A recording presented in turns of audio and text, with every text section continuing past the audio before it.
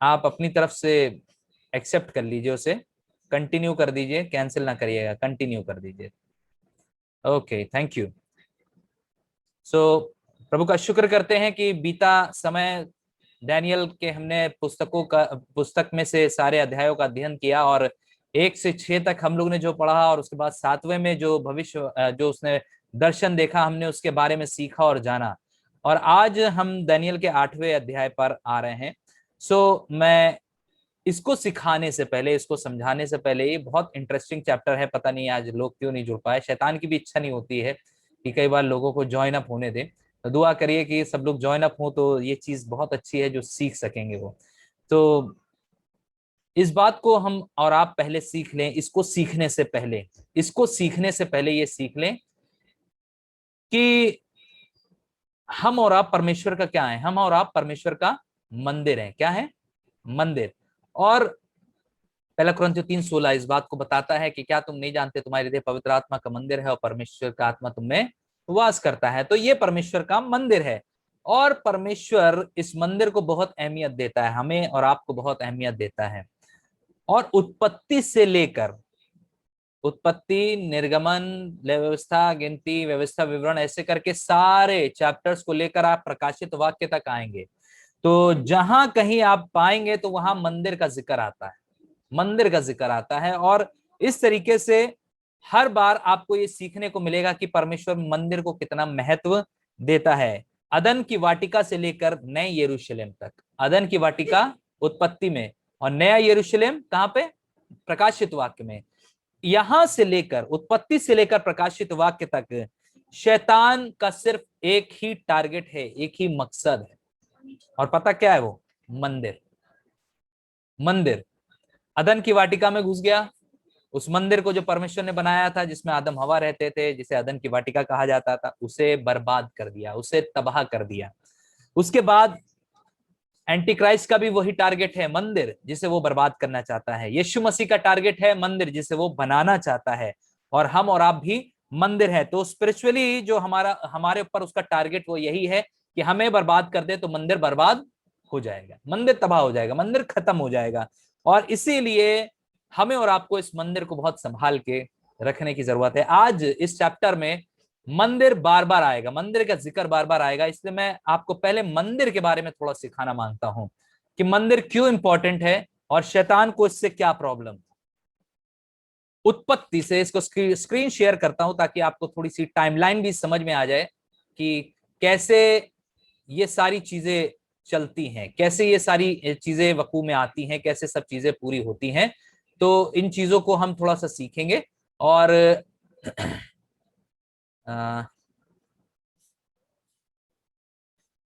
आज मैंने बहुत कुछ तैयार किया है, बहुत कुछ है मेरे पास आपको सिखाने के लिए और दिखाने के लिए भी। और सबसे पहले हम आज टाइमलाइन पे चलेंगे, बिब्लिकल टाइमलाइन पे। टाइमलाइन का मतलब होता है समय की टाइमलाइन, समय की टाइमलाइन। और वो टाइमलाइन,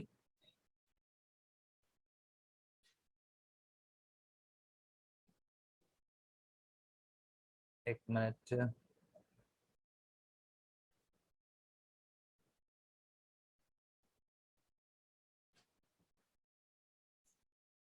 ये दो पिक्चर्स हैं। तो पहली ये पिक्चर आप देखिए बहुत ध्यान से।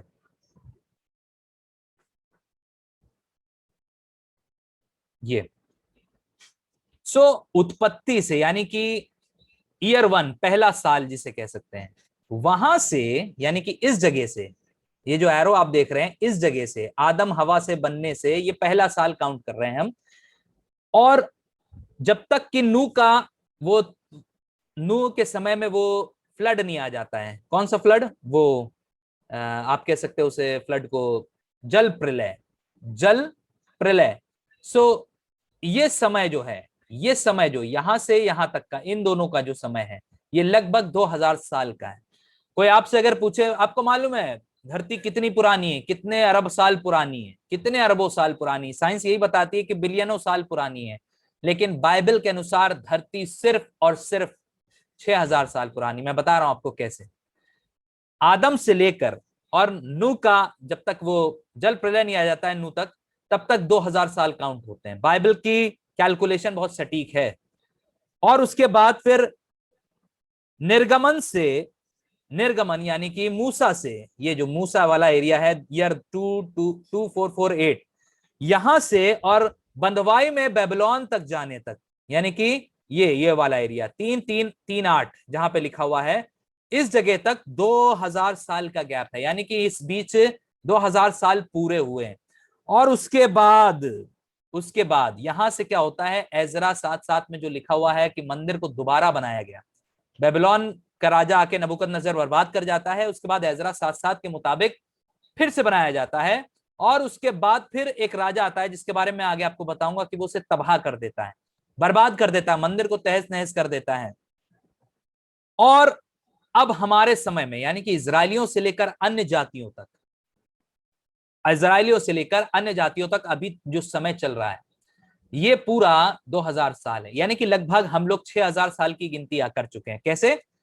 उत्पत्ति से जल प्रलय तक 2000 साल, निर्गमन से बेबीलोन में बंधुआई जाने तक 2000 साल, और यीशु मसीह के आगे से, यानी कि उसके खत्म हो जाने के बाद से और फिर जिंदा होकर ऊपर चले जाने का, फिर प्रचार का समय, फिर इजरायलियों और अन्य जातियों तक वचन पहुंच रहा है, वो हम तक पहुंचने का जो समय, और अभी जो समय चल रहा है, यानी कि 2000 प्लस का समय जो चल रहा है, इसको अगर काउंट कर लें तो 6000 प्लस साल ही पुरानी है धरती, अरबों मिलियनों साल पुरानी नहीं है। ये लोगों की थ्योरी है, ये साइंटिस्ट की थ्योरी है, और बाइबल जो बताती है हम उसके हिसाब से चलते हैं।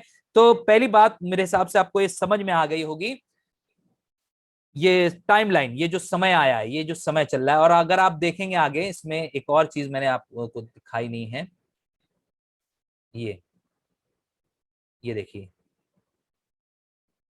ये वाला जो समय है, ये मसीह यीशु का समय है। और उसके बाद फिर एक यह परमेश्वर का फेवर का समय होगा, उसके बाद फिर भेड़ों को बकरियों से अलग करने का समय होगा, फिर यीशु मसीह के राज्य का समय 1 साल का होगा, फिर जजमेंट होगा, न्याय होगा, और फिर अनंत जीवन होगा स्वर्ग में।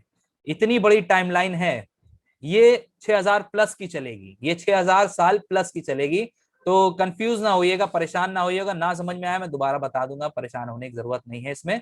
लेकिन बस अभी इतना समझिए कि हमारी धरती 6000 साल ही पुरानी है, और परमेश्वर ने इजरायलियों से हटकर हम अन्य जातियों तक प्रभु यीशु मसीह के समय से, यानी कि 1 एडी से लेकर 2021 जो चल रहा है, यहां तक सिर्फ एक ही काम किया, और एक ही परमेश्वर का मिशन रहा है हमारे जीवनों में। यीशु मसीह का हमारे जीवन में मिशन रहा, और चेलों का हमारे जीवनों में मिशन रहा, वो ये था, सुसमाचार, सुसमाचार और सुसमाचार का प्रचार, सुसमाचार का प्रचार। और इजरायली इसीलिए लीग से हटा दिए गए, उस रेस से हटा दिए गए, और परमेश्वर ने सीधे अन्य जातियों पर, यानी पे हम पर फोकस किया कि हम किसी तरह परमेश्वर के उस राज्य में प्रवेश कर सकें। मेरे हिसाब से आपको ये चीज समझ में आ गई। अगर किसी को ना समझ में आई हो तो आप पूछ सकते हैं, ताकि हम फिर आगे बढ़े। किसी को अगर ना समझ में आई हो, आवाज क्लियर आ रही मेरी सबको? ओके। अगर किसी को कुछ ना समझ में आया तो अभी पूछ ले, तो हम आगे बढ़े, क्योंकि इसको समझाना बहुत जरूरी है। ओके, तो अब हम यहां से आगे बढ़ते हैं। तो आज थोड़ा सा सीखेंगे, मेरे साथ एक पद निकाल के आप और हम सब पढ़ सकते हैं, और वो है रोमियो का 11:25। रोमियो 11:25 यहां पर लिखा हुआ है,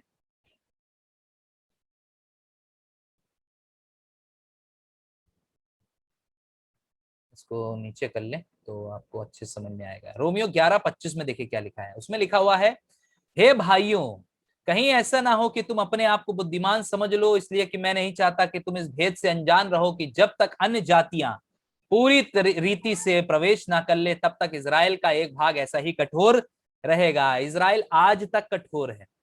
इजराइल आज तक परमेश्वर के पुत्र यीशु मसीह को नहीं मानता है, वो अभी भी इंतजार कर रहा है कि कोई मसीहा आएगा। और इसीलिए वो कह रहा है कि परमेश्वर इस भेद को तुम पर बताना मांगता है कि जब तक अन्य जातियां, यानी कि हम पूरी तरह से प्रवेश ना कर जाएं परमेश्वर के राज्य में, तब तक इजराइल का ऐसा ही कठोरपन बना रहेगा। इसके बाद इजराइल पश्चाताप करेगा, माफी मांगेगा, और फिर परमेश्वर उनको भी समय देगा। लेकिन अभी हमारे लिए समय है। जब राजा ने अपने भोज में लोगों को बुलाया, याद होगा वो किस्सा आपको, जब न्योताहारी लायक नहीं ठहरे तो उसने कहा चौको चौराहों से जो मिले उन्हें पकड़कर इस भोज में ले आओ, ताकि मेरे घर में सब भरा पूरा दिखाई दे, मुझे अच्छा लगे। तो वही हाल है कि परमेश्वर इजराइल यानी कि अन्य जातियों के ऊपर बड़ा रहम इस समय बरसा रहा है। और आवाज आ रही है? हाँ, आवाज आ रही है, आ रही है, आ रही। ओके, जो अभी ज्वाइन कर रहे हैं, प्रभु आपको आशीष दे, प्रभु आपको बरकत दे। मैं इस समय देख नहीं सकता हूं, लेकिन मैं स्वागत करता हूं जो जो लोग अभी ज्वाइन हुए हैं। एंड में आपसे मुलाकात करूंगा एक बार फिर से। माइक को म्यूट कर लें, माइक को म्यूट मैं कर देता हूं फिलहाल। ओके, अगर किसी का माइक ऑन है तो उसे म्यूट कर लीजिएगा। तो अभी मैं फिर एक बार थोड़ा सा रिवाइज कर दे रहा हूं। मैं सिर्फ रिवाइज ये कर रहा हूं कि शुरू से लेकर अदन की वाटिका से लेकर और प्रकाशित वाक्य तक शैतान का सिर्फ एक मकसद है, और वो है मंदिर, मंदिर और मंदिर। मंदिर को तबाह करना चाहता है। मंदिर कौन है? हम लोग हैं, जिसको वो तबाह करना चाहता है। अदन की वाटिका को उसने तबाह करने की कोशिश करी और कई कई माने में वो सक्सेसफुल हो गया। अदन की वाटिका नहीं बर्बाद हुई, लेकिन वहां जो रहते थे लोग वो बाहर बर्बाद हो गए, वो बाहर निकाल दिए गए। उसके बाद फिर बहुत बहुत बार ऐसा हुआ कि मंदिर मंदिर बार बार तबाह होता गया। आप पढ़ते जाओगे तो बार बार दिखाई देगा कि मंदिर तबाह हो रहा है।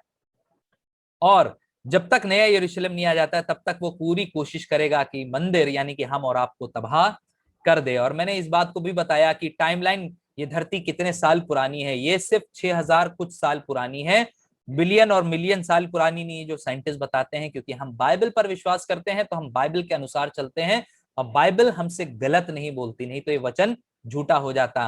मैंने बताया आपको कि उत्पत्ति से लेकर और नूह का, जहां पे नूह के समय में जो जल प्रलय आया उसके बीच का जो टाइम पीरियड है वो 2000 साल का है, बाइबल के कैलकुलेशंस के मुताबिक। बाइबल क्योंकि उसमें जो जीनोलॉजी लिखी है, जिसमें उम्रें लिखी हैं सबकी, जब उन्हें कैलकुलेट किया गया तो उन कैलकुलेशंस के मुताबिक 2000 साल आए। उसके बाद फिर निर्गमन से, जहां से निर्गमन शुरू होती है और बेबीलोन में बंधुआई तक जाने तक इसराइलियों के 2000 साल का गैप आता है पूरा पूरा। और उसके बाद फिर यीशु मसीह से अब तक का 2000 साल का गैप है। यानी कि ये पूरा एग्जैक्ट कैलकुलेशन में है, कहीं कोई इधर उधर फेरबदल नहीं है इसमें।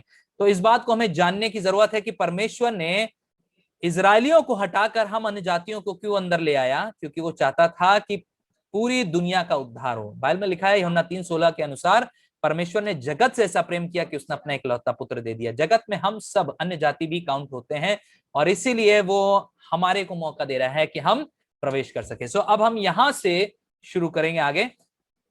यीशु मसीह पहली सदी में आया, उसके बाद फिर उसके चेलों ने काम किया, और इस्तफनुस तक, याद रखिएगा इस्तफनुस तक, यानी कि अगर पहले अध्याय से 8वें अध्याय तक आप पढ़ेंगे तो इस्तफनुस तक चर्च को के ऊपर बड़े सताव हुए और वो बिखर गया, बहुत फैल गया, छितर गया इधर उधर। तीसरी सदी तक हुआ है ये तीसरी सदी तक हुआ। और तीसरी सदी के बाद क्या हुआ?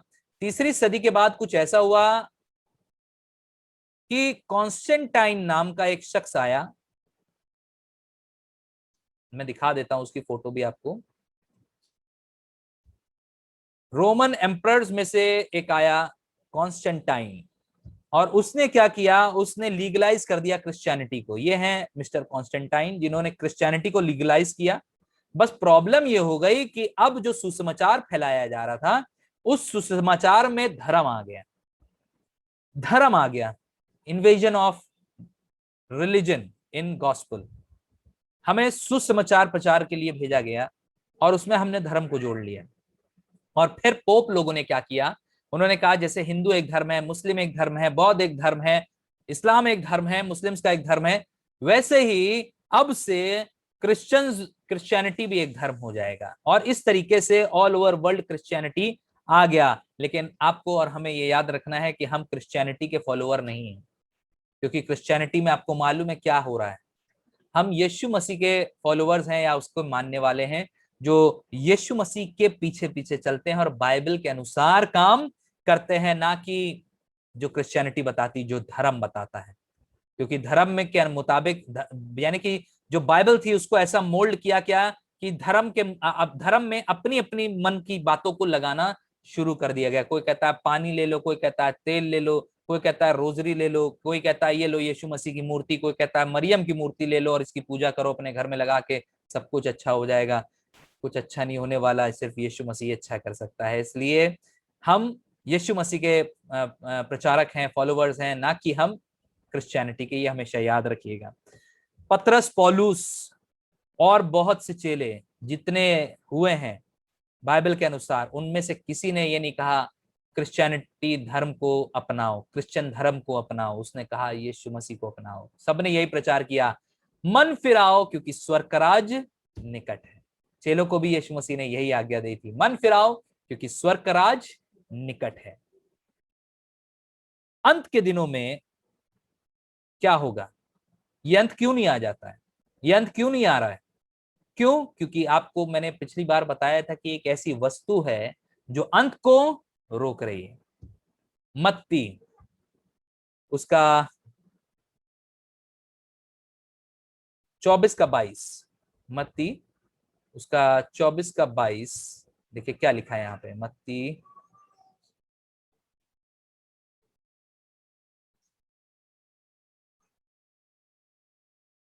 मत्ती 24-22 में लिखा है, और यदि वे दिन घटाए ना जाते, यीशु मसीह कह रहा है अपने लोगों से, यदि वे दिन घटाए ना जाते तो कोई प्राणी ना बचता, परंतु चुने हुओं के कारण वे दिन घटाए जाएंगे। चुने हुए प्रार्थना कर रहे हैं, प्रभु अभी उनको प्रचार बाकी है, अभी उनका प्रचार बाकी है, उनको प्रचार करने जाना है, और इसीलिए अभी चुने हुओं के कारण वो रुका हुआ है, मामला वो रुका हुआ है। और अगर आप दूसरा थिस्सलुनीकियों 2 का 6 और 7 पढ़े, दूसरा थिस्सलुनीकियों 2 का 6 और 7, देखिए यहाँ पे क्या लिखा है। यहाँ पे लिखा हुआ है, और अब तुम उस वस्तु को जानते हो जो उसे रोक रही है, उसे मतलब अंत के दिनों को रोक रही है, शैतान को रोक रही है, एंटी क्राइस्ट को रोक रही है, कि वो अपने ही समय में प्रकट हो, क्योंकि अधर्म का भेद अब भी कार्य करता है। 10 मिनट बचे हैं, इसके बाद दोबारा आप उसी लिंक को जो आपको भेजा है मैंने व्हाट्सएप पे, उसी को दोबारा से क्लिक कर लिएगा। मैंने दूसरी लिंक नहीं भेजी है, आप उसी को क्लिक कर लीजिएगा, आप वापस इस मीटिंग में जुड़ जाएंगे दोबारा से, ठीक है। क्योंकि अधर्म का भेद अब भी कार्य करता जाता है, पर अभी एक रोकने वाला है, और जब तक वो दूर ना हो जाए वो रोके रहेगा। इसलिए हमें और आपको मेहनत करनी है प्रचार करने की, ज्ञान बढ़ाने की, परमेश्वर का वचन जहां हो सके फैलाने की। क्यों? क्योंकि अभी एक रोकने वाली वस्तु रोक रही है, अंत को रोक रही है, शैतान को रोक रही है, एंटी क्राइस्ट को रोक रही है। इसलिए इस भेद को हमें जानना जरूरी है। अभी मैंने डैनियल नहीं शुरू किया है, डैनियल 8वां अध्याय नहीं शुरू किया है, लेकिन मैंने जो बात शुरू करी थी मंदिर, मैं उस विषय को आपको एक्सप्लेन करने की कोशिश कर रहा हूं, ताकि आप डैनियल 8वां अध्याय बहुत अच्छे से समझ सकें। इसलिए गार्डन ऑफ ईडन यानी कि अदन की वाटिका, मूसा का तंबू, सुलेमान का मंदिर, दोबारा एजरा 7:7 में जब मंदिर दोबारा टूट गया था उसे बनाया गया, और आज का जो चर्च है कलीसिया, ये सब टारगेट पे पता किसके हैं? किसके टारगेट पे है ये सब?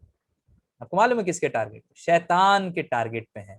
उसकी शुरू से ये मनसा रही है कि किसी भी तरीके से, किसी भी तरीके से, आप ध्यान से समझिएगा, उसकी शुरू से ये मनसा रही है कि किसी भी तरीके से इस मंदिर को तबाह कर दे।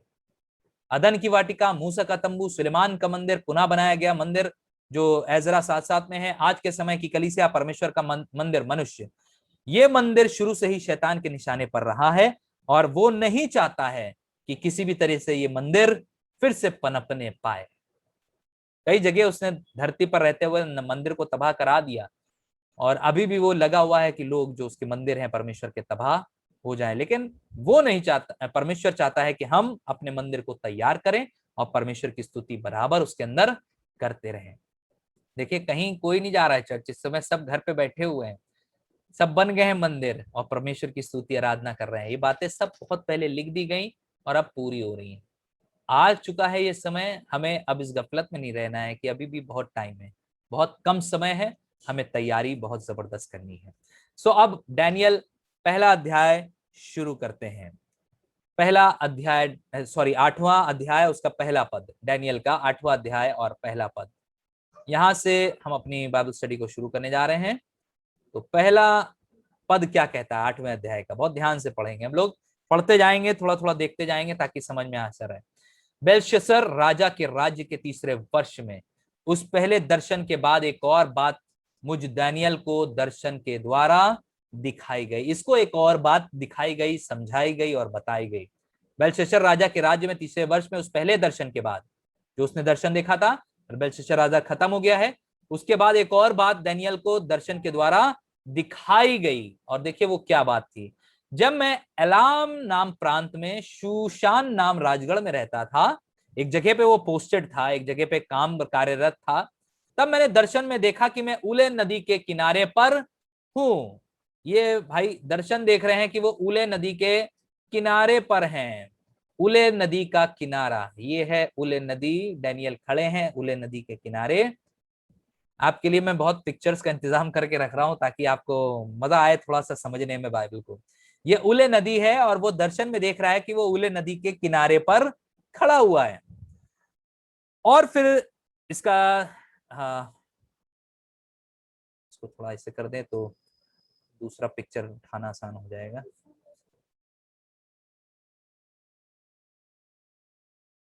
तो उसने इस विजन को देखा कि वो उले नदी के किनारे खड़ा हुआ है। फिर मैंने आंख उठा कर देखा, यानी कि सामने की ओर देखा, कि उस नदी के सामने दो सींग वाला एक मेढ़ा खड़ा हुआ है। और उसके दोनों सींग बड़े हैं, परंतु उनमें से एक अधिक बड़ा है और एक जो बड़ा है वो दूसरे के बाद निकला। जो बड़ा वाला सींग है वो छोटे वाले के बाद निकला। ओके, तो हम यहां पे डील करेंगे ये सींग सींग जो आ रहा है। अब की हम इस चैप्टर में डील कर रहे हैं सबसे ज्यादा सींग से। आपको मालूम है सींग क्या दिखाता है? सींग दिखाता है अथॉरिटी को, पावर को, जहां कहीं जाएगा वो पावर को दिखाता है। और यहीं पे, यहाँ पे ये भेड़ है, एक मेढ़ा है जिसे भेड़ कहते हैं। भेड़ में जो मेल होता है उसे मेढ़ा कहा जाता है। और यहाँ पे अभी आगे आएगा एक ही गोट, यानी कि एक बकरा आएगा, और फिर एंटी क्राइस्ट का सींग आएगा। तो ये तीन तरीके के सींग हमें दिखने को मिलेंगे। तो पहले वाला जो मेढ़ा है उसके दो सींग है, उसमें से एक छोटा है और एक बड़ा है। जो छोटा सींग है उस वो पहले निकला है और बड़ा उसके बाद निकला। आपको मालूम है क्या दर्शा रहा है? जो मेढ़ा है वो किसको दर्शा रहा है? मेढ़ा किसको दर्शा रहा है? मीडो पर्शियन को दर्शा रहा है। जो भेड़ है वो मीडो पर्शियन को दर्शा रही है। मैं अब फोटो दिखाता हूं तो आपको और अच्छा समझ में आएगा। ये आया। ओके, ये देखिए रैम, रैम का मतलब होता है मेढ़ा। थोड़ा और बड़ा कर दें तो आपको और समझ में आएगा, थोड़ा छोटा, बस अब समझिए। उसने देखा नदी के किनारे, दर्शन में आंखें उठा के जो देखा, तो देखा एक भेड़ खड़ी है, भेड़ मेढ़ा खड़ा है। वो जो है उसके एक छोटा सींग है एक बड़ा सींग है। और उसके बाद हम आगे पढ़ेंगे तो आपको दिखाई देगा एक भेड़ बकरा आया है जिसका एक अजीब सा सींग है जो दोनों आंखों के बीच में आता है। ये ग्रीक अंपायर यानी कि यूनान का राजा जो है वो है। और ये जो है मीडो पर्जियन है, जो हमने अभी मूर्ति में पढ़ा था। आपको याद होगा, अगर मूर्ति याद आई, मूर्ति याद दिखाते हैं आपको, थोड़ा सा मूर्ति से आपको अंदाजा हो जाएगा।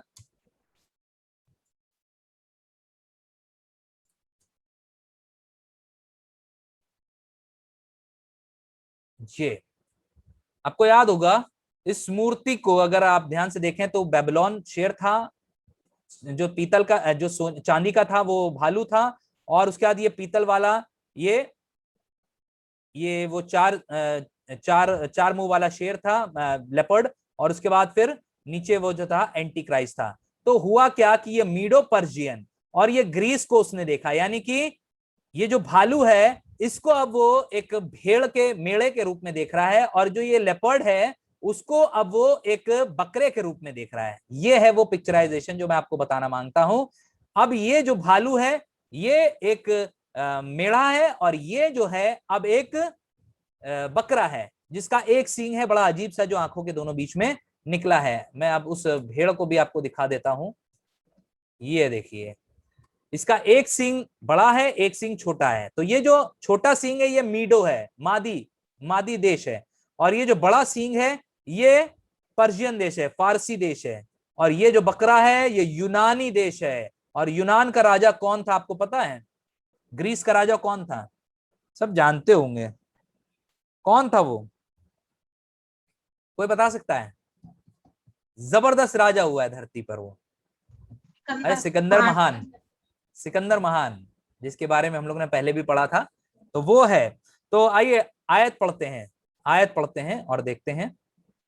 फिर मैंने आंख उठाकर देखा कि उस नदी के सामने दो सींग वाला एक मेढ़ा खड़ा है, उसके दोनों सींग बड़े हैं, परंतु उनमें से एक अधिक बड़ा है और जो बड़ा है वो दूसरे के बाद निकला है। उसके बाद मैंने एक मेढ़े को उस मेढ़े को देखा कि वो पश्चिम, उत्तर और दक्षिण की ओर सींग मारता है और कोई जंतु उसके सामने खड़ा नहीं रह सकता है और ना उसके हाथ में कोई बच सकता है, और वो अपनी इच्छा के अनुसार काम करता और बढ़ता जाता है। कहने का मतलब यहां पर यह है कि पश्चिम, उत्तर और दक्षिण की ओर सींग मांगने का मतलब है वो अपनी सींग को या अपने राज्य को फैला रहा है, अपनी अथॉरिटी को बढ़ा रहा है, और उसके सामने कोई नहीं टिक पा रहा है। ये मादी और फारसी लोगों का राज्य है जो बढ़ रहा है और इनके हाथ से कोई बच नहीं पा रहा है, और ये जिधर चाह रहा है काम कर रहा है और बढ़ता चला जा रहा है। ये मेड़ा मादी और फारसी का जो है देश है जो बढ़ता जा रहा है और उन्हें कोई रोक नहीं पा रहा है।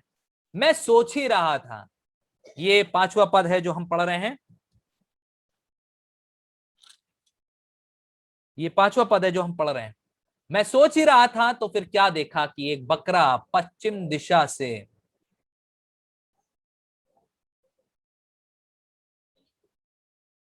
अगर मीटिंग खत्म हो जाए, मुझे मालूम नहीं है कि एकदम से खत्म हो जाती है, तो आप वापस ज्वाइन अप हो जाइएगा उसी लिंक को क्लिक करके। मैंने वही देखा टाइम हुआ कि नहीं हुआ अभी। आपके उस पर टाइम आ रहा है क्या? किसी पे टाइम आ रहा है? नहीं? ठीक है। 6 मिनट बाकी है भैया। अच्छा छह, ठीक है, 5 मिनट। ठीक है, ठीक है। नहीं, हमारे पे तो 1 मिनट दिखा रहा है। चलिए ठीक है, क्योंकि हमने पहले शुरू करी है ना, इसलिए आप वाले में कम दिखाएगा, ज्यादा दिखाएगा। वापस आप लिंक को ज्वाइन कर लें। हम सोच रहे हैं इसको स्टॉप कर दें ताकि हम मीटिंग को फिर दोबारा से ज्वाइन करें। ठीक है, हम इसको स्टॉप कर रहे हैं ताकि हम दोबारा से ज्वाइन कर लें।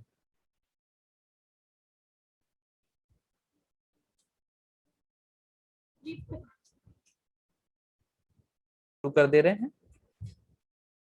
प्लीज कंटिन्यू दबा दीजिए, सब लोग कंटिन्यू दबा दीजिए। ओके, सो पांचवा पद में पढ़ रहा हूं। मैं सोच ही रहा था तो फिर क्या देखा कि एक बकरा पश्चिम दिशा से निकलकर सारी पृथ्वी के ऊपर ऐसा फिरा कि चलते चलते समय भूमि पर पांव भी ना छुआए, और उस बकरे की आंखों के बीच एक देखने योग्य सींग था। आइए उस बकरे से मुलाकात कर लें जरा, उस बकरे से जरा मुलाकात कर लें। ये है सिकंदर महान।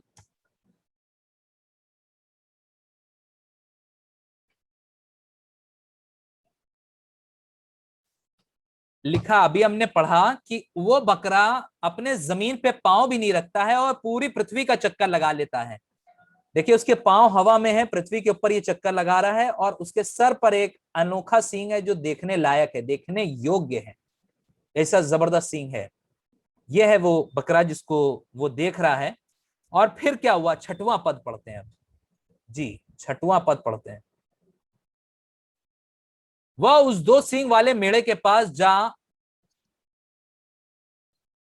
जाकर जिसको मैंने नदी के सामने खड़ा देखा उस पर जलकर अपने पूरे बल से लपकता है, हमला कर देता है उसके ऊपर। और यहां पर आप देखेंगे तो इस मेढ़े की लड़ाई हो जाती है। ये देखिए लड़ाई हो रही है, बहुत जबरदस्त तरीके से उसने बल से उस पर हमला किया, उसे घायल किया, चोटिल किया, और उसको चोट लगती है। इसका मतलब यह है कि सिकंदर महान जो है वो आता है, हमला करता है और मादी फारसियों के देश को तबाह करने की कोशिश करता है और खत्म भी लगभग कर ही देता है। सुनिएगा आगे क्या हुआ। मैंने देखा कि वो मेढ़े के निकट आकर उस पर झुंझलाया और मेढ़े को मारकर उसके सींगों को तोड़ दिया, और उसको उसके सामना करने को मेढ़े में कुछ भी वश न चला।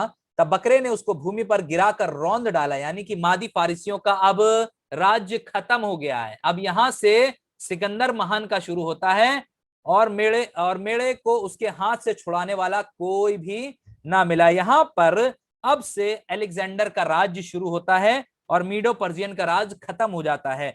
परमेश्वर अपनी भविष्यवाणी में बिल्कुल एक्यूरेट है। मैंने आपको बताया दानियल की भविष्यवाणियां जो है प्राइमरी, सेकेंडरी और फाइनल में चलती हैं। प्राइमरी जो उसके जिंदा रहते हुई, सेकेंडरी जो उसके मरने के बाद पूरी हुई, और फाइनल जो अब होने वाली है। तो ये वाला जो हिस्सा उसने देखा था डैनियल ने, ये सेकेंडरी था, यानी कि उसके मरने के बाद ही ये सब हुआ। और इतिहास गवाह है। आपने क्या अलेक्जेंडर के बारे में नहीं पढ़ा? नहीं पढ़ा, आपने भी पढ़ा कि अलेक्जेंडर इंडिया तक आ गया था, उसने अपना साम्राज्य पूरी दुनिया में फैला दिया था, पूरी दुनिया में फैला दिया। मैं आपको दिखाऊंगा कहां कहां उसका साम्राज्य था, उसने फैला दिया। 8वां पद पढ़ते हैं। तब बकरा अत्यंत बढ़ाई मारने लगा और बलवंत हुआ, यहां तक कि उसका बड़ा सिंह टूट गया और उसकी संति देखने योग्य 4 सिंह निकलकर चारों दिशाओं की ओर बढ़ने लगे। पहली बात लिखा है अत्यंत बड़ाई मारने लगा। सिकंदर महान जब आए तो ये भाई साहब जो थे, इन्होंने पूरी दुनिया को तो हासिल किया, और दुनिया को हासिल करने के बाद, सब जगह तबाही मचाने के बाद, उसे पूरी दुनिया जब मिल गई तो उसे दिखाई दिया अब कुछ बचा ही नहीं, क्या करें, अब क्या करें।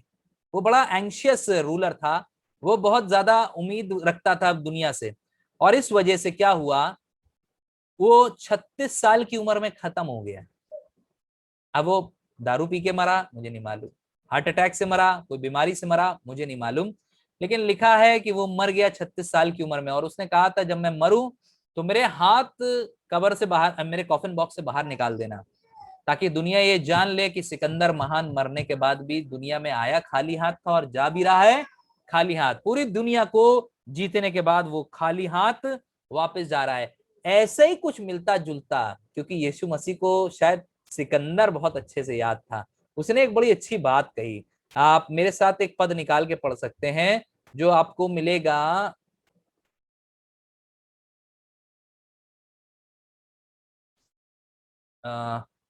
मत्ती उसका 16वां अध्याय, मत्ती उसका 16वां अध्याय और उसका 26वां पद। यहां पे देखिए क्या लिखा हुआ है। यहां लिखा हुआ है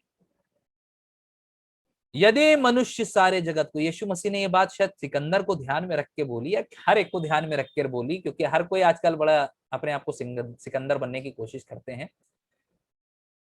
उसने कहा यदि मनुष्य सारे जगत को प्राप्त करे और अपने प्राण की हानि उठाए तो उसे क्या लाभ, या मनुष्य अपने प्राण के बदले क्या देगा अगर उसका प्राण ही ना बच पाए।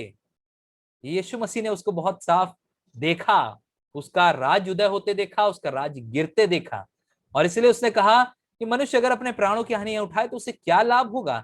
इससे अच्छा तो वो परमेश्वर को ढूंढे, ताकि परमेश्वर उसे प्राणों को बचा सके। उससे मत डरो जो तुम्हारे शरीर को घात कर सकता है, लेकिन उससे डरो जो तुम्हारे शरीर और आत्मा दोनों को घात कर सकता है। अब यहां से सिकंदर तो खत्म हो गए, लेकिन सिकंदर के मरने के बाद लिखा है, आपने पढ़ा होगा अभी ये वाला पद, तो उसमें लिखा है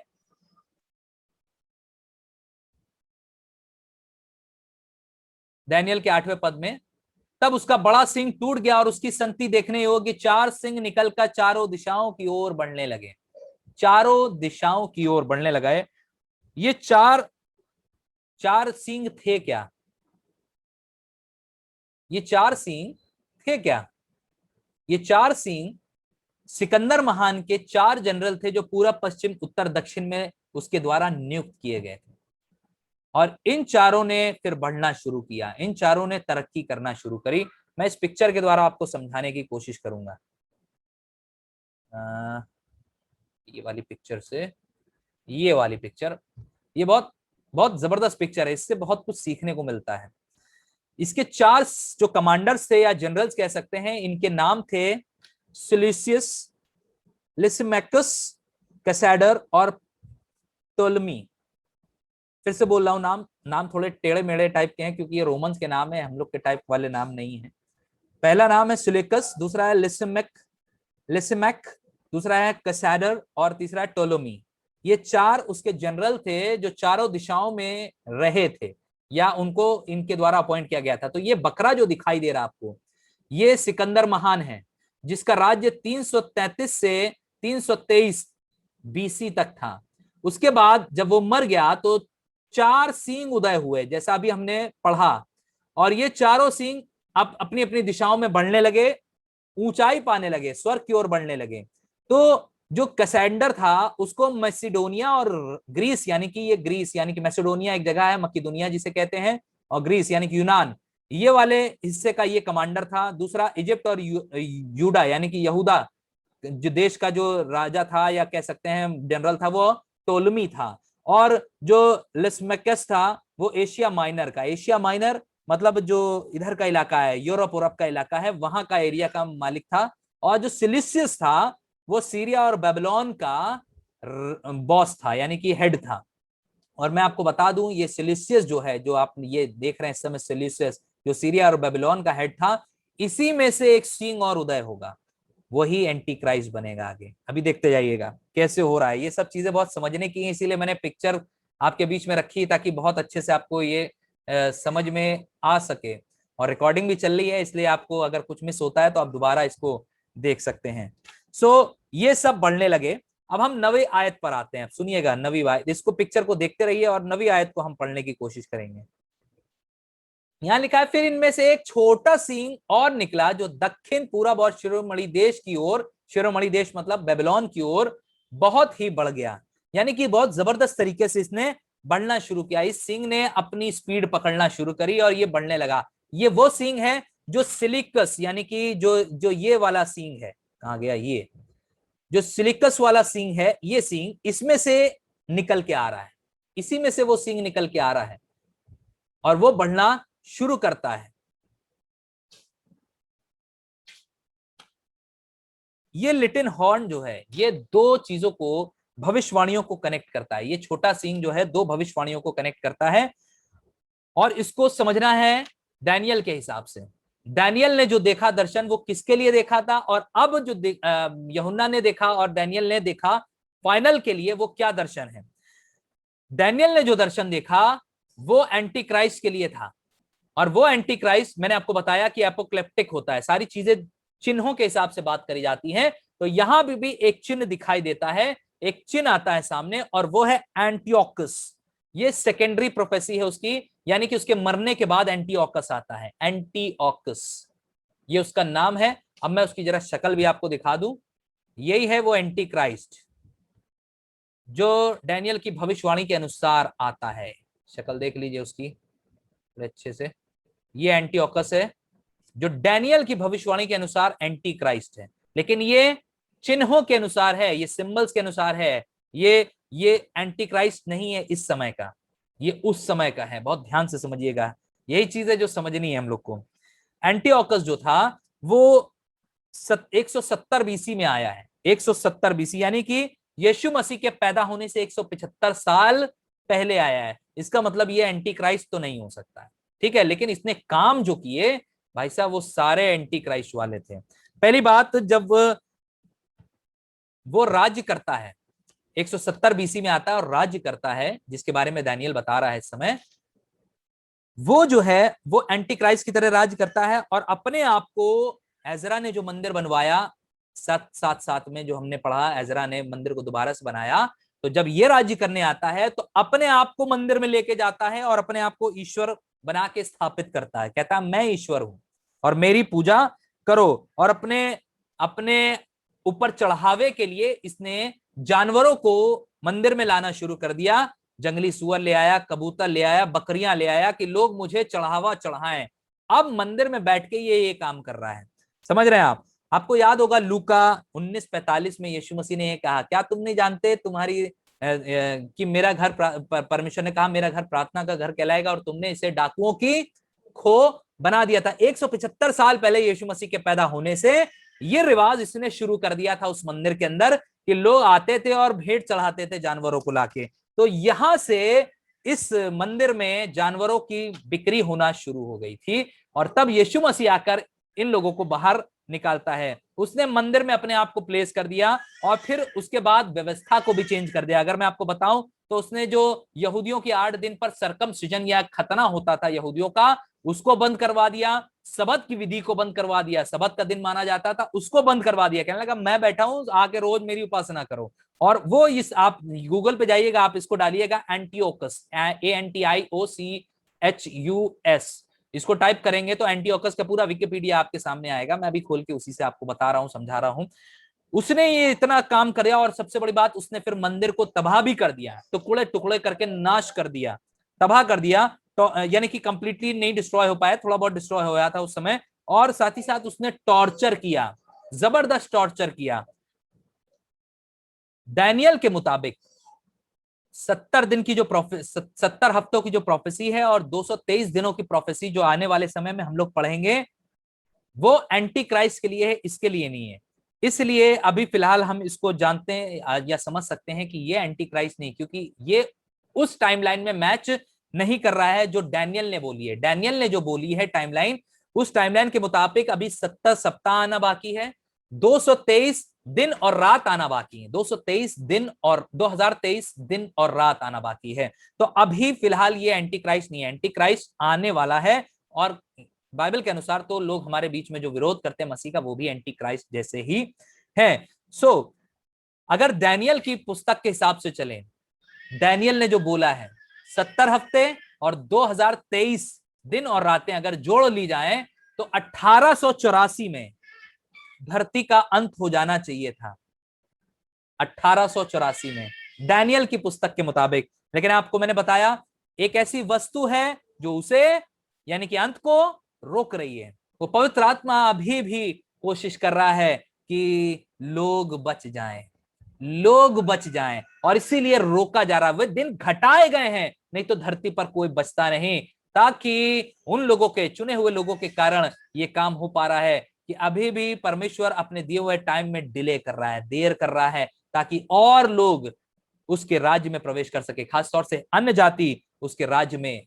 प्रवेश कर सके। तो ये था एंटीओकस, जिसने एंटी क्राइस्ट तरीके काम किया, अपने आप को मंदिर में प्लेस कर दिया, अपने आप को रख दिया वहां पे ताकि लोग उसकी उपासना कर सके, जानवरों को ले आया। तो उस समय से वो रीति चली आ रही थी, यरूशलेम के मंदिर में जानवर बिकते थे, यीशु मसीह ने आके उन जानवरों को वहां से हटाया, क्योंकि उसने बताया कि लिखा है कि मेरा घर प्रार्थना का घर कहलाएगा और तुमने उसे डाकुओं की खो बना दिया है। सो 10वें पद पे आते हैं। अगर कहीं कुछ समझ में ना आए, ऊपर से निकले तो पूछ जरूर लीजिएगा, कंफ्यूज ना होइएगा। 10वां पद लिखा है, वो जो अब जो सींग निकला है, जो एंटी क्राइस्ट अब मैं बात कर रहा हूं जो आने वाला है, वो सींग स्वर्ग की सेना तक बढ़ गया। ये बहुत सही चीज है, बहुत मजा आएगी आपको इसको समझने में और सीखने में। लिखा है वो स्वर्ग की सेना तक बढ़ गया और उसमें से लिखा है, ये वाली लाइन बहुत इंपॉर्टेंट है, बहुत ध्यान से सुनिएगा। और उसमें से और तारों में से भी कितनों को भूमि पर गिराकर रौंद डाला। ये सींग जो एंटी क्राइस्ट है, ये आसमान तक बढ़ गया और उसने क्या किया, तारों को नीचे भूमि पर गिराकर रौंद डाला। आपको मालूम ये तारे कौन है? कोई बताएगा ये तारे कौन है? कोई भी माइक खोलकर बोल सकता है, अरे थोड़ा सा जवाब दबाव हो तो मजा भी आती है। ये तारे कौन है जिनको उसने गिराकर रौंद डाला? स्वर्ग की सेना तक बढ़ गया। और उसने, स्वर्ग की सेना कौन है? पहली बात ये जानने की जरूरत है। हम लोग एक गीत गाते हैं, परमेश्वर की है सेना जो जाती उसके देश। ये वो सेना है जो यहाँ तैयार हो रही है और ये सेना तक बढ़ गया है और आसमान से उसने तारों को भूमि पर गिरा दिया, यानी कि विश्वासियों को वो मार रहा है, रौंद रहा है, उन्हें परेशान कर रहा है। डैनियल 12:3 मेरे साथ निकाल के पढ़िए तो आपको गजब की बात समझ में आएगी। क्या लिखा हुआ है? डैनियल 12:3।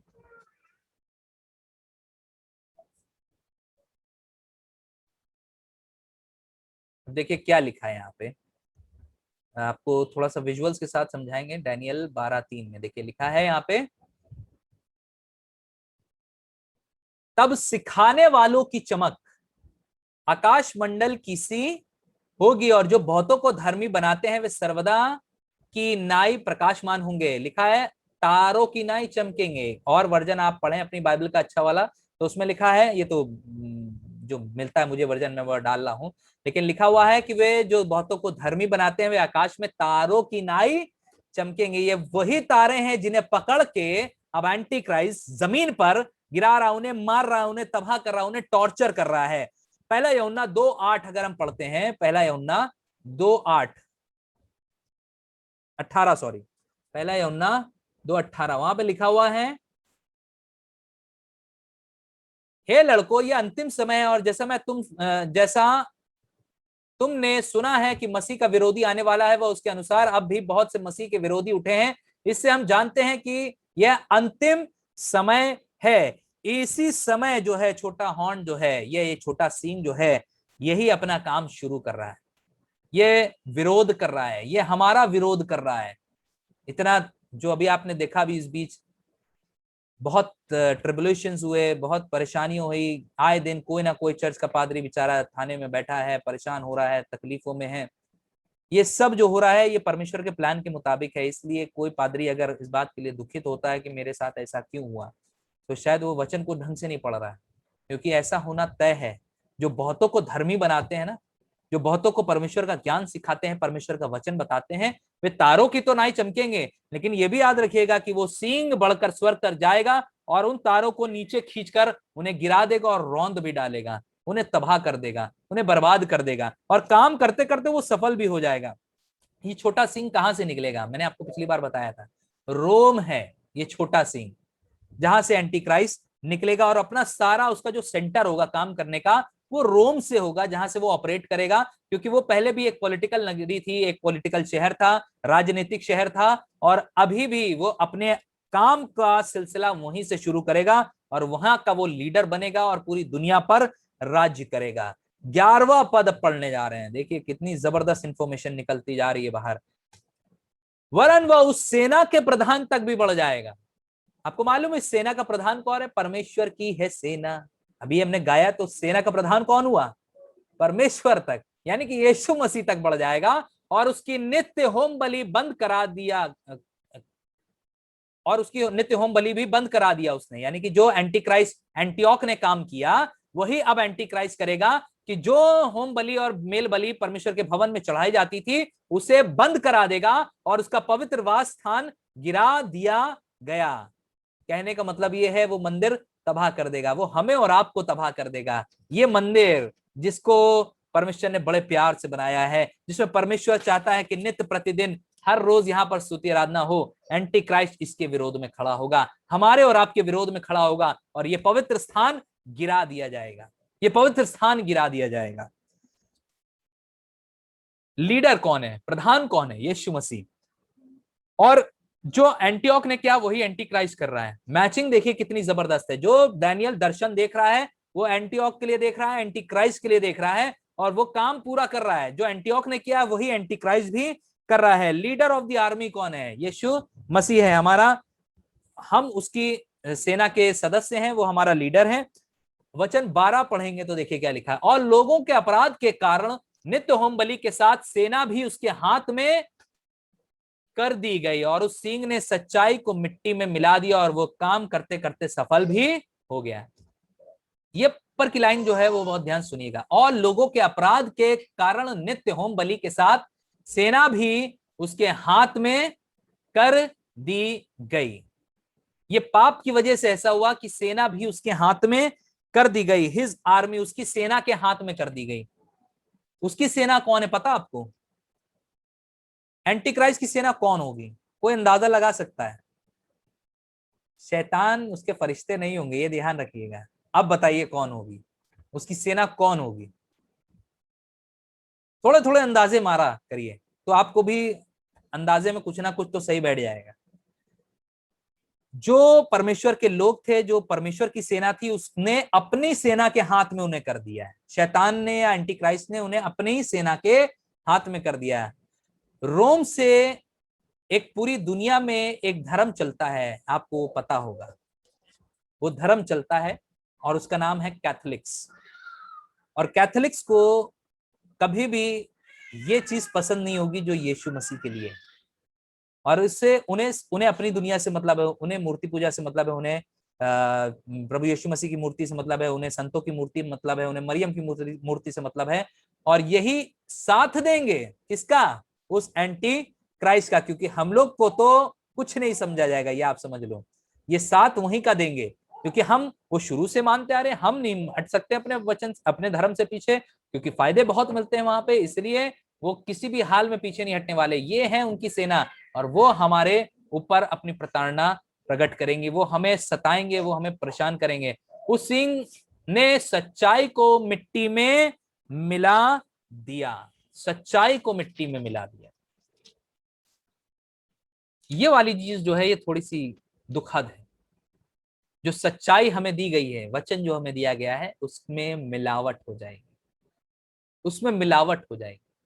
सब कुछ खत्म हो जाएगा और अपने काम में लिखा है वो सफल भी हो जाएगा। हमें अपने इस अंतिम दिनों में ये याद रखने की जरूरत है कि हम किस प्रकार की शिक्षा पा रहे हैं, किससे शिक्षा पा रहे हैं, कौन हमें शिक्षित कर रहा है। क्या वो बाइबल के हिसाब से अगर हमें वचन दे रहा है, वेरी गुड, बहुत अच्छी बात है, आप बाइबल के हिसाब से वचन लीजिए। लेकिन अगर बाइबल के अलावा कुछ ज्ञान दिया जा रहा है, बहुत ध्यान से समझ लीजिए, हमारे आपके लिए बहुत घातक हो जाएगा, बहुत घातक हो जाएगा। ऐसी शिक्षा चल रही है कि यीशु मसीह दोबारा से पैदा होगा, ऐसी शिक्षा चल रही है अभी, यीशु मसीह दोबारा से पैदा होगा। पूर्वी बिजली उप, आ, आ, एक है यरूशलेम माता करके एक वो है कल्ट, उसका मानना है कि कोरिया में माता मरियम पैदा हो चुकी हैं और उनसे यीशु मसीह फिर पैदा होंगे। और भी दुनिया जमाने की चीजें, खास तौर से हम लोग को भरमाया जाता है, विश्वासियों को भरमाया जाता है कि भैया आप ये पानी इस्तेमाल करिए या आप तेल इस्तेमाल करिए। चल रहा है समय, इस समय बहुत अच्छा बिजनेस है, सब लोग अपना अपना काम कर रहे हैं, खूब पैसा आ रहा है सबके पास। हमें इस समय पढ़ने की जरूरत नहीं है। हमें ये याद रखने की जरूरत है कि यीशु मसीह का लहू काफी है, हमारे ऊपर छाप है, हमारे ऊपर मुहर है शैतान से हमें बचाने के लिए। इसे परेशान ना होइए, घबराइए नहीं, क्योंकि परमेश्वर आपके साथ है। डिनोमिनेशंस ढेरों हो सकती हैं, 100, 1,500, 2,000, 5,000 डिनोमिनेशन, लेकिन बाइबल तो भैया एक ही है। तो जो बाइबल में लिखा है उसी को मानिए, उसी पर चलिए। मत्ती 7:15 में देखिए क्या लिखा हुआ है।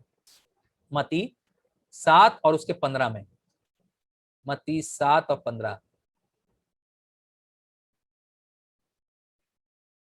झूठे भविष्यवक्ताओं से सावधान रहो जो भेड़ों के भेष में तुम्हारे पास आते हैं, परंतु अंतकरण में क्या है, पालने वाले भेड़िए हैं। भेड़ के रूप में आएंगे, बहुत सीधे, और फाड़ देंगे आपको, क्योंकि वो भेड़िए हैं। गलत शिक्षाओं से हमेशा सावधान रहिएगा, हमेशा सच्चाई को पकड़िए। देखिए एक पद और पढ़वाता हूं, दूसरा थिस्सलुनीकियों, नोट करते चलिए ताकि आपको दिक्कत ना हो। दूसरा थिस्सलुनीकियों, दूसरा अध्याय, उसका 4 से 7, सुनिए क्या लिखा है, बहुत गजब की बात लिखी है यहाँ पे। इसको नीचे कर देता हूं ताकि आप हम समझ सकें। जो विरोध करता है वो हर एक से जो परमेश्वर या पूज्य कहलाता है अपने आप को बड़ा ठहराता है, यहां तक कि वो परमेश्वर के मंदिर में बैठकर अपने आप को परमेश्वर प्रकट करता है। यही एंटीओक ने किया और यही एंटी क्राइस्ट भी करेगा। वो परमेश्वर के मंदिर में बैठेगा और अपने आप को क्या बताएगा, वही परमेश्वर है। आपको मालूम है इस समय इजराइल में कोई मंदिर नहीं, तबाह हो चुका है। एंटीओक ने तबाह कर दिया, खत्म हो चुका है, सब बर्बाद हो चुका है बेबीलोनियंस ने, और कई रोमन्स आए, उन्होंने तबाह कर दिया। यीशु मसीह के समय में मंदिर था, एंटीओक ने थोड़ा बहुत तोड़ा, उसके बाद फिर बना लिया गया। उसके बाद फिर रोमन्स आए, उन्होंने तबाह करके खत्म कर दिया, पत्थर में, मट्टी में मिला दिया उसे। इजराइल का सारा मंदिर वाला हिस्सा इस समय फलिस्तियों के कब्जे में है, या आप कह सकते हैं मुस्लिम्स के कब्जे में है, जहां पे रॉक ऑफ डोम बना हुआ है, एक मस्जिद बनी हुई है वहां पर, इस समय मस्जिद बनी हुई है। अभी कोई मंदिर नहीं है वहां पे, लेकिन आने वाले समय में एक मंदिर बनेगा जहां पे ये बैठकर अपने आप को एंटी क्राइस्ट कहेगा कि मैं परमेश्वर हूं। क्या तुम्हें स्मरण नहीं कि जब मैं तुम्हारे यहां था तो तुमसे ये बातें कहा करता था, और अब तुम उस वस्तु को जानते हो जो उसे रोक रही है। वापस हम लोग उसी जगह आ गए। तो ये वो चीजें हैं जो हमें बताती हैं कि एंटी क्राइस्ट पूरा पूरी अपनी तैयारी में है, जो काम करने की है। एक वाचा बांधेगा, एक ऐसी शांति की वाचा बांधेगा कि इजराइल की लड़ाई ना हो किसी से, पूरी दुनिया की जगह शांति बनी रहे, हर जगह शांति हो। 7 साल की वाचा होगी वो, लेकिन 3.5 साल में वो तोड़ के अपना कार्य स्थापित कर देगा। यही होगा यहाँ पे जो भी लिखा हुआ है। इसलिए बहुत सावधान रहने की जरूरत है, हम गलत शिक्षाओं की ओर ना जाएं। हमें कोई उल्टी सीधी शिक्षा दे, ना फॉलो करें, प्लीज उसे ना फॉलो करें। आपको बार बार बपतिस्मा लेने की जरूरत नहीं है, बपतिस्मा एक बार होता है। बार बार आपको डूबने की जरूरत नहीं है, बार बार आपको ये नहीं कहना है कि प्रभु ये वाला सही था, बपतिस्मा वाला सही था। सब बाइबल के अनुसार एक बपतिस्मा है, एक विश्वास है, और हम उस पर अटल बने रहें। आगे बढ़ते हैं। 13वां पद क्या कहता है, डैनियल का 8वें का 13वां पद क्या कहता है, सुनिएगा।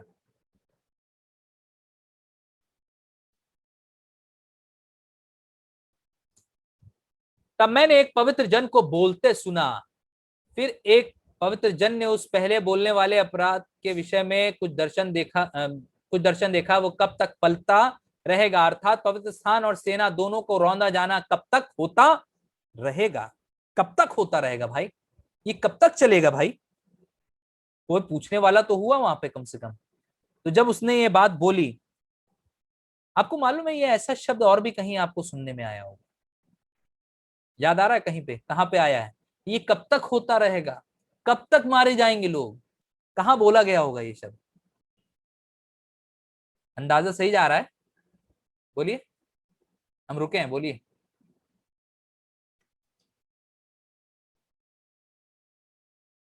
कोई अंदाजा?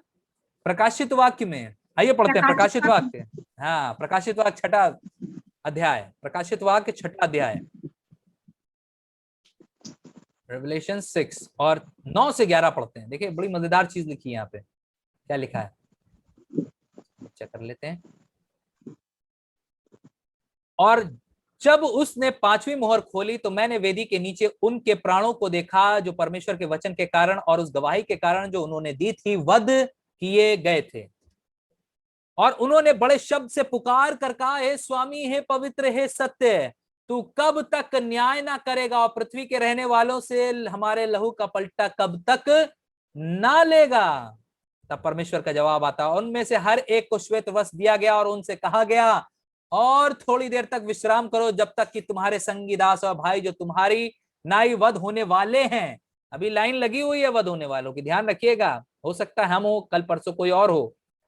वध होने वालों की लाइन है, और उनमें की गिनती पूरी ना हो ले। इसका मतलब है गिनती एक नंबर सेट है कि हम, हमारा नंबर उसमें तय हो जाएगा अगर हमें वध करने को परमेश्वर चाहेगा। हो सकता है हमें उठा भी लिया जाए ऐसे ही सदे, हमें नहीं मालूम कैसे हम परमेश्वर के सामने उपस्थित होंगे। लेकिन ये बाइबल की वर्ष दानियल 13 बिल्कुल मैच खाती है प्रकाशित वाक्य 6:9 से 11 में, जहां पर दानियल के सामने एक आदमी पूछ रहा है, भैया ये सब कब तक होता रहेगा? कब तक ये इनको सताया जाएगा और सेना को कब तक परेशान किया जाएगा? वही चीज यहाँ पर प्रकाशित वाक्य में भी पूछी जा रही है। दोनों कितना मैच कर रहे हैं। दानियल कब आया, यूहन्ना कब आया, और लेकिन दर्शन दोनों के कितने जबरदस्त हैं। दोनों के दर्शन बहुत जबरदस्त हैं। 14वीं वर्ष पढ़ते हैं, आइए। दानियल 8:14। समय भी कम है इसलिए मैं जल्दी जल्दी खत्म कर रहा हूं इसको। आज इसको खत्म कर लें ताकि कल हम लोग कुछ और काम करेंगे। कल नवा नहीं करेंगे, लेकिन हम लोग कल कुछ और करेंगे। आज इसको मैं पूरी कोशिश कर रहा हूँ खत्म करने की। कल हम लोग एक कुछ अलग करेंगे, आपको बताऊंगा क्या करेंगे। तो जब ये टाइम खत्म होने लगे, 8 मिनट कुछ बचा रहा है, बच्चा दिखाई दे रहा है इस समय, अगर खत्म होने लगे तो आप तिबारा में एक बार क्लिक कर लीजिएगा। पूरी बाइबल स्टडी बहुत थोड़ी सी बची है, बहुत जरा सी है, लेकिन खत्म हो जाए हो सकता है टाइम, तो आप ध्यान रखिएगा, आप दोबारा एक बार क्लिक करके ज्वाइन अप हो जाइएगा तीसरी बार, ताकि हम आगे कंटिन्यू कर सकें। 14वां पद पढ़ते हैं डैनियल का, 8वें का 14।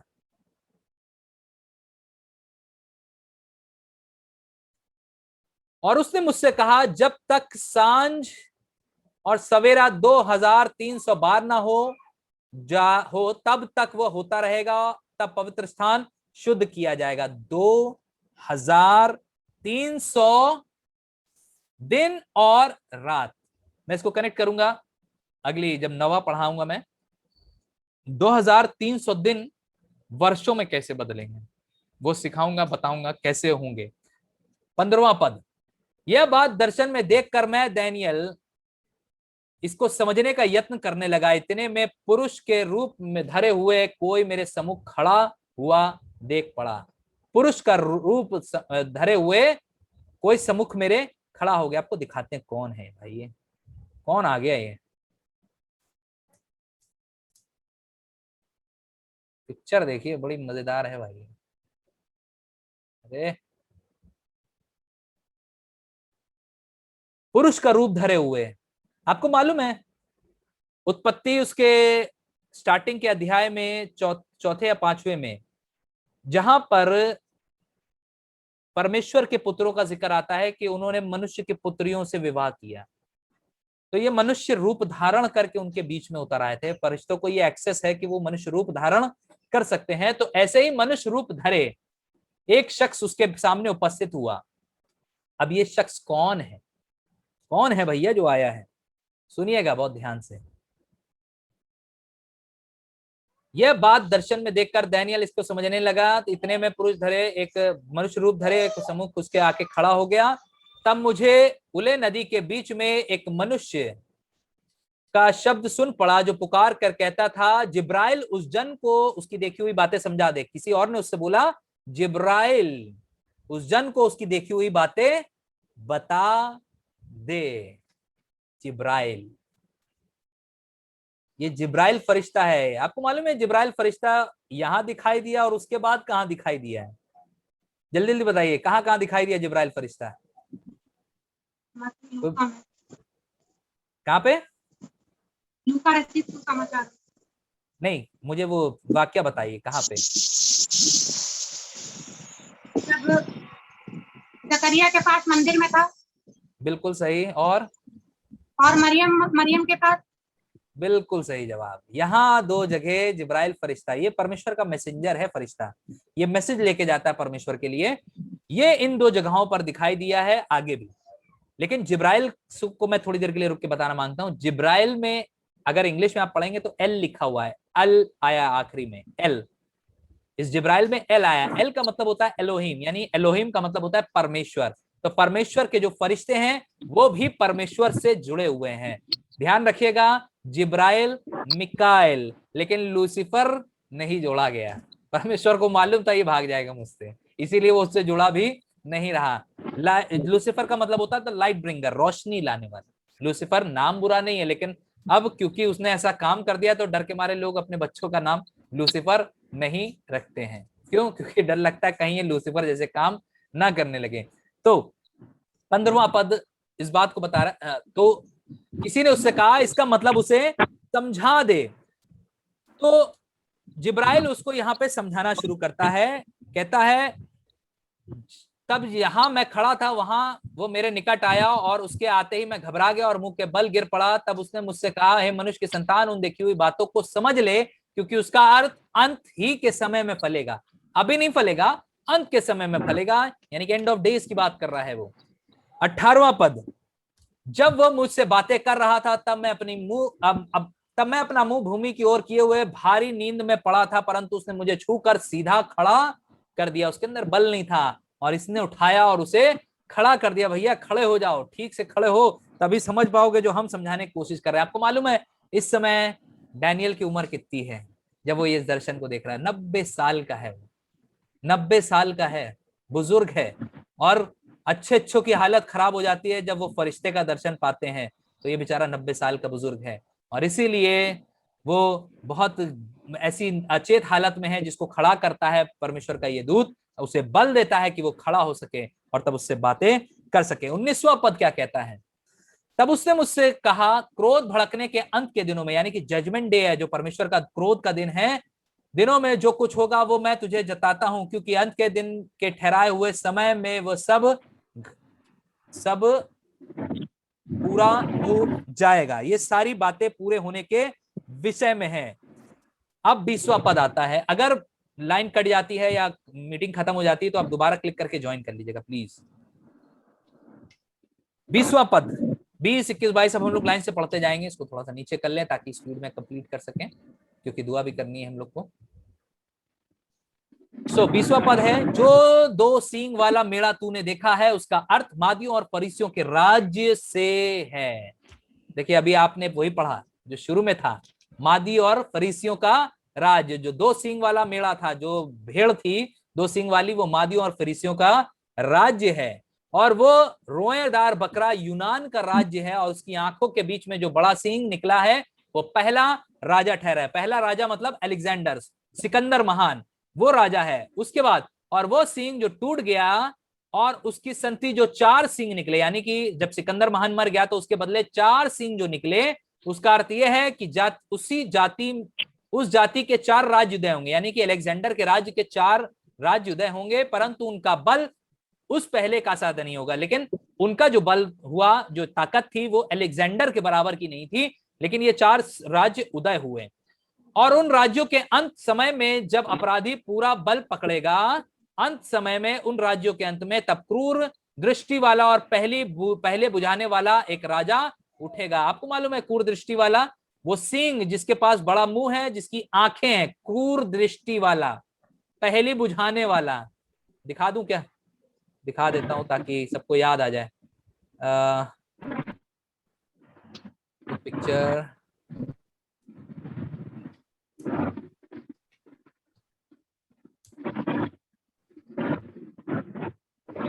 किसी का माइक ऑन है, उसको ऑफ कर लें। किसी का माइक ऑन है। ओके, क्रूर दृष्टि वाला वो शख्स दिखा दूं आपको मैं।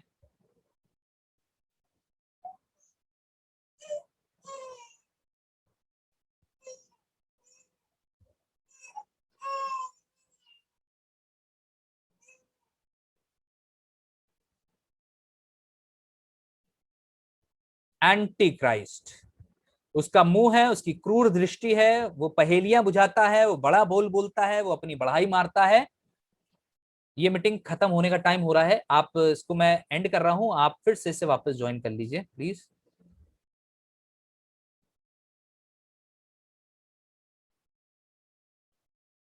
कर रहा हूं, कंटिन्यू कर दबा दीजिए प्लीज, आप लोग कंटिन्यू दबा दीजिए।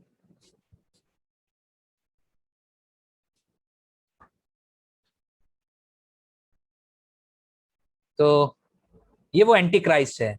आगे के पद को पढ़ता हूं। जिसके पास बड़ा मुंह है, जिसे बोल रहा है बहुत कुछ।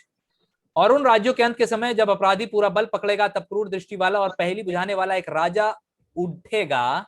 उसका सामर्थ्य बड़ा होगा, परंतु उस पहले राजा का सा नहीं, और वह अद्भुत रीति से लोगों को नाश करेगा और सफल होकर काम करता जाएगा, और सामर्थियों और पवित्र लोगों को, समुदाय को नाश करेगा। एंटी क्राइस्ट का ये काम होगा, वो पवित्र लोगों के समुदाय को, पूरी पूरी पूरा पूरा जो कह सकते हैं आप, उनकी जो ऑर्गेनाइजेशन है उनको खत्म कर देगा, तबाह कर देगा, बर्बाद कर देगा। उसकी चतुराई के कारण उसका छल सफल होगा, और वह मन में फूल कर निडर रहते हुए बहुत लोगों को नाश करेगा। वो सब हाकिमों के हाकिम के विरुद्ध भी खड़ा होगा। कौन है ये हाकिमों का हाकिम? प्रिंस ऑफ प्रिंसेस, यानी कि राजाओं का राजा यीशु मसीह, उसके विरुद्ध भी खड़ा होगा, परंतु अंत में वह किसी के हाथ से बिना मार खाए टूट जाएगा। यानी कि उसको छुएगा भी नहीं यीशु मसीह। मजा आ जाएगी। उसको छुएगा भी नहीं, और वो अपने आप मर जाएगा, अपने आप खत्म हो जाएगा। शैतान को उठाकर परमेश्वर आग की झील में फेंक देगा।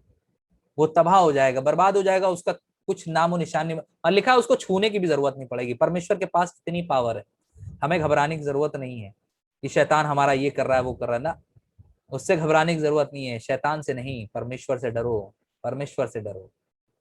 आगे लिखा हुआ है, पढ़ते जाएंगे फटाफट। किसी के बिना हाथ लगाए वो टूट जाएगा, वो सींग टूट जाएगा। सांझ और सवेरे के विषय में जो कुछ तूने देखा है उसे और सुना है वो सच है। सांझ और सवेरे यानी कि 2300 दिन और रात का जिक्र जो पहले डैनियल ने किया वो सच है, परंतु जो कुछ तूने दर्शन में देखा है उसे बंद रख, क्योंकि वह बहुत दिनों के बाद फलेगा, बहुत दिनों के बाद फलेगा। ये सांझ और सवेरे का जिक्र थोड़ा सा आपको बताना मांगता हूं, मेरे साथ जल्दी से 2 पद निकाल लीजिए ताकि आपको अंदाजा हो जाए। यह स्केल 4, 5 और 6, यह स्केल 4, 5 और 6।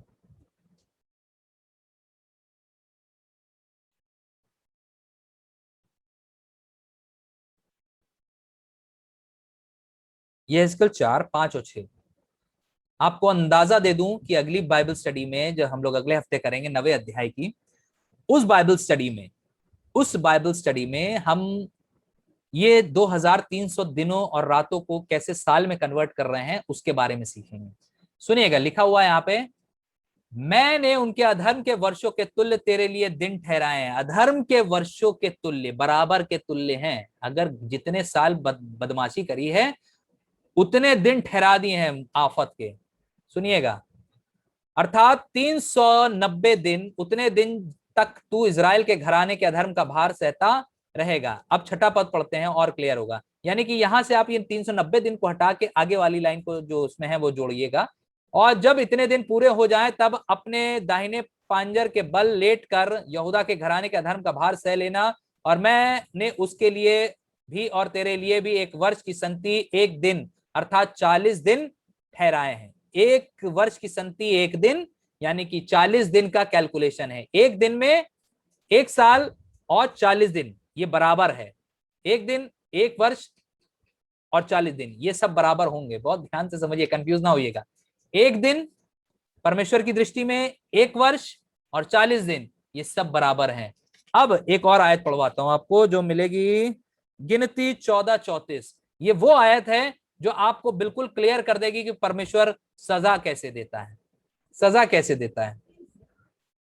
गिनती 14:34, गिनती 14:34 नंबर्स।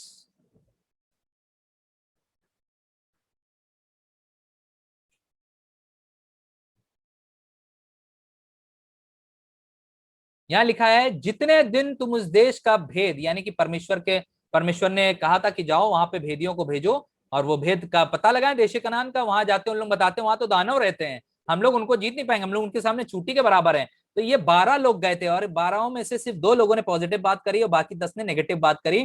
तो परमेश्वर का गुस्सा सुनिए कितना गजब का है। वो कहता है जितने दिन तुम उस देश का भेद लेते रहे अर्थात 40 दिन उनकी गिनती के अनुसार जितने पीछे उस वर्ष अर्थात 40 वर्ष तक तुम अपने अधर्म का दंड उठाए रहोगे तब तुम जान लोगे कि मेरा विरोध क्या है। परमेश्वर का कैलकुलेशन मैंने आपको आज बता दिया है।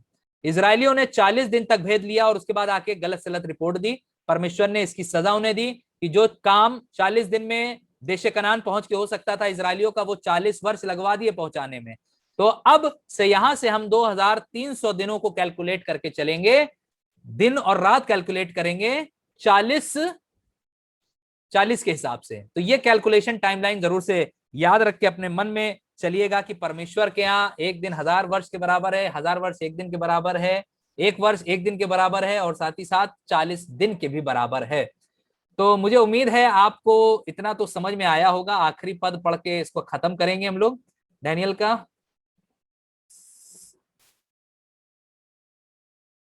तब मुझ डैनियल का बल जाता रहा और मैं कुछ दिन तक बीमार पड़ा रहा।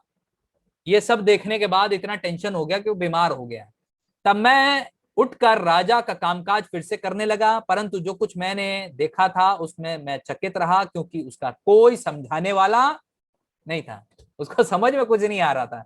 अब आप सोचो, डैनियल ने इतना बड़ा दर्शन देखा, लिख लिया, उसने बंद कर दिया, लेकिन उसको समझ में कुछ नहीं आया क्योंकि ये भविष्य की बातें थी जो उसने देखी थी। सो मैं खुदा का शुक्र करता हूं कि उसने आज हमारी सहायता करी इस बाइबल स्टडी को समझने में। मुझे उम्मीद है आपको ये समझ में आई होगी। अगर आपको अभी भी नहीं समझ में आई है तो आप मुझसे पूछ सकते हैं, मुझसे बात कर सकते हैं। आप अपने माइक को ऑन कर सकते हैं और उसके बाद फिर हम दुआ करेंगे। किसी को ऐसा लगा कि कुछ चीज नहीं समझ में आई तो मुझसे पूछ सकता है।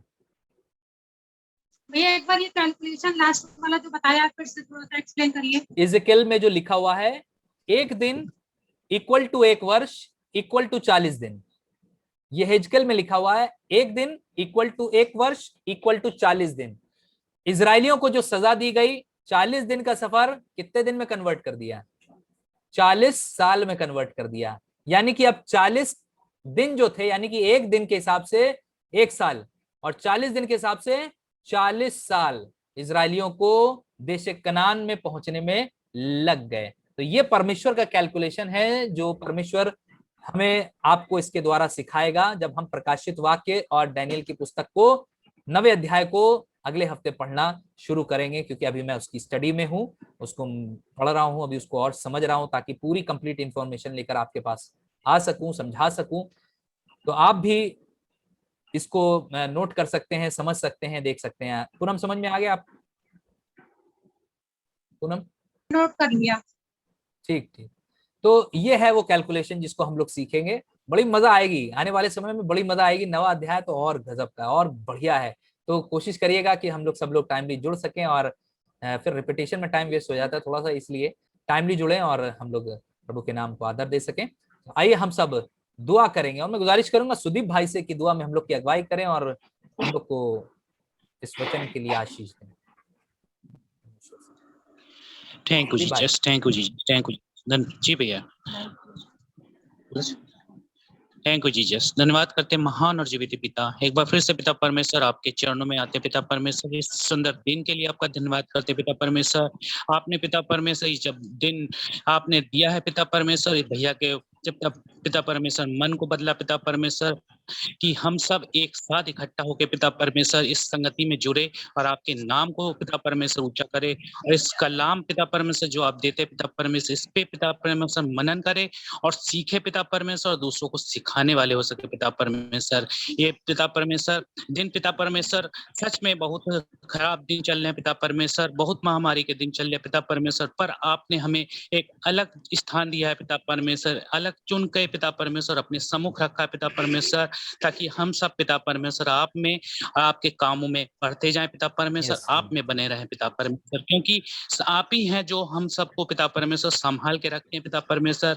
हमारी भूल होती है कि हम पिता परमेश्वर, बहुत से लोग पिता परमेश्वर दूसरी तरफ चले जाते हैं पिता परमेश्वर। आपने हमें पिता परमेश्वर एक ऐसा मन दिया पिता परमेश्वर, जो हम सब पिता परमेश्वर जितने लोग आज यहाँ पे पिता परमेश्वर जुड़े हैं, सिर्फ आपके नाम को जाना है पिता परमेश्वर। आपने हमें पिता परमेश्वर हर दिक्कत, हर महामारी, हर एक मुसीबत से बचा के रखा है पिता परमेश्वर, सही सलामत रखा है अब तक पिता परमेश्वर। भैया को खूब आशीष दीजिएगा पिता परमेश्वर। जब आपने अपने समय को निकाल के पिता परमेश्वर इस समय को देते हैं पिता परमेश्वर, हम सब इकट्ठा होके आपके ज्ञान की, आपके भेद की बातों को जान सके पिता परमेश्वर।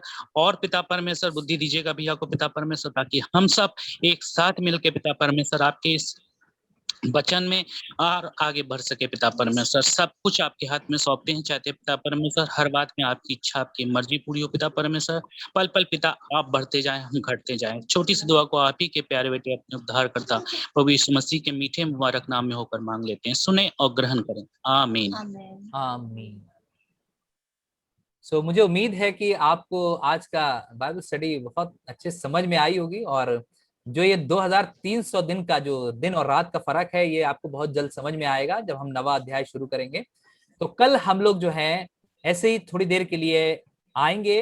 मैं 2 दिन की बाइबल स्टडी इसलिए रखता हूँ, मैं 2 दिन की बाइबल स्टडी रखता हूँ इसलिए ताकि अगर कुछ बचा रह जाए तो अगले दिन हम कर सके कवर। तो आज पता नहीं कैसे हम लोग ने पूरा निपटा दिया, तो खुदा ने आशीष दी, हम लोग ने पूरा कर लिया। तो कल हम लोग थोड़ी देर के लिए ज्वाइन अप होंगे और सब लोग अपने हालचाल देंगे और बातचीत करेंगे, थोड़ा सा दुआ करेंगे, और उसके बाद फिर ज्यादा देर की नहीं, वो बस एक छोटी सी मीटिंग होगी 40 मिनट की, और हम लोग सब लोग थोड़ी देर के लिए जुड़ेंगे। और मेरी रिक्वेस्ट है कि सब लोग कल अपने कैमरे जरूर ऑन रखें, और हम सब परिवार मिल के बैठेंगे और बातचीत करेंगे, अपने अपने हालचाल शेयर करेंगे और प्रभु के नाम को आदर देंगे। अच्छा लगा आज भी आप जुड़े, और ऐसे ही जुड़े रहिए और खुदा के नाम को आदर देते रहिए। खुदा आपको बड़ी बरकत दे। जय मसीह की। अशोकन भाई को जय मसीह की, चंपा बहन भाई को जय मसीह की, पापा को जय मसीह की, पूनम बहन को जय मसीह की, आरती बहन जय मसीह की, जय मसीह। पूनम बहन के घर में सबको जय मसीह की, राजेश भाई को जय मसीह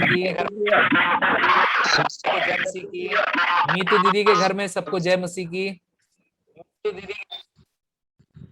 सबको जय मसीह की। कल कोशिश करिए सब लोग कैमरा अपना ऑन करें, हम लोग सब परिवार मुलाकात करें और अच्छा लगेगा। थोड़ी देर प्रार्थना करेंगे और उसके बाद फिर हम लोग रिश्ते में